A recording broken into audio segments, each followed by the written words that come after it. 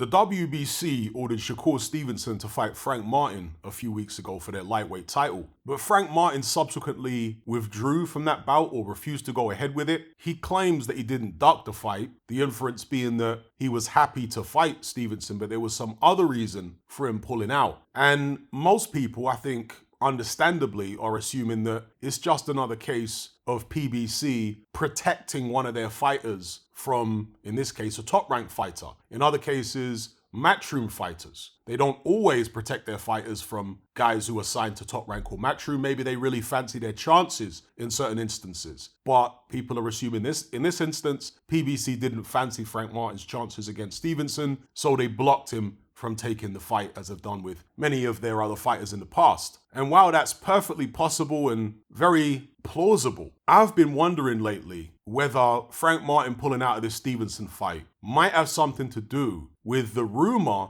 that Errol Spence has left Derrick James, because Frank Martin is, I think, managed by Errol Spence. Correct me if I'm wrong, I believe he's managed by him, and they both have the same trainer, or at least had the same trainer in Derrick James. Now, this rumor that Errol Spence has split up with Derrick James is at least partly based on the fact that when James has been asked about the last time he spoke to Spence in recent interviews, he said he hasn't spoke to him since the Terence Crawford fight, which is pretty unusual given how long ago that fight was. So people are speculating that, yeah, Spence has gone and maybe he's taken Frank Martin with him, because if he's without a new trainer, then how can he proceed with the Shakur Stevenson fight? Some people say that Errol Spence has already got a new trainer, but just because Errol Spence has found somebody, it doesn't mean that's going to be the right guy for Frank Martin. A similar situation would be Dillian Whyte seemingly falling out with Eddie Hearn in the wake of his failed test for the AJ fight. We heard Derek Chisora claiming that Dillian Whyte believes Eddie Hearn had something to do with his failed test. Eddie Hearn has admitted that the relationship between him and Dillian Whyte is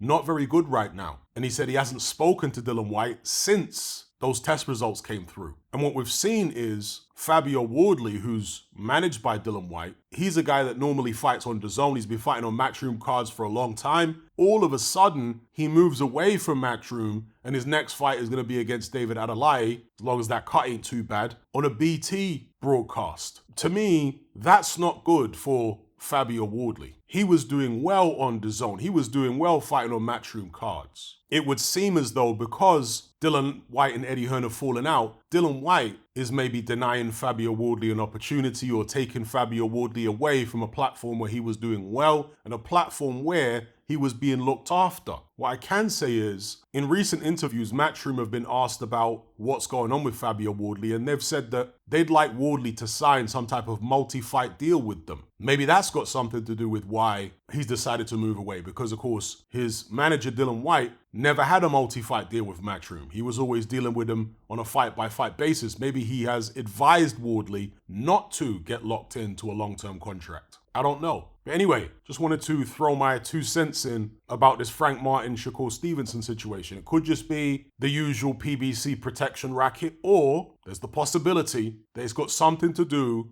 with this rumor that Errol Spence has left Derrick James. Maybe he's taken Frank Martin with him. Let me know what you guys think in the comment section below.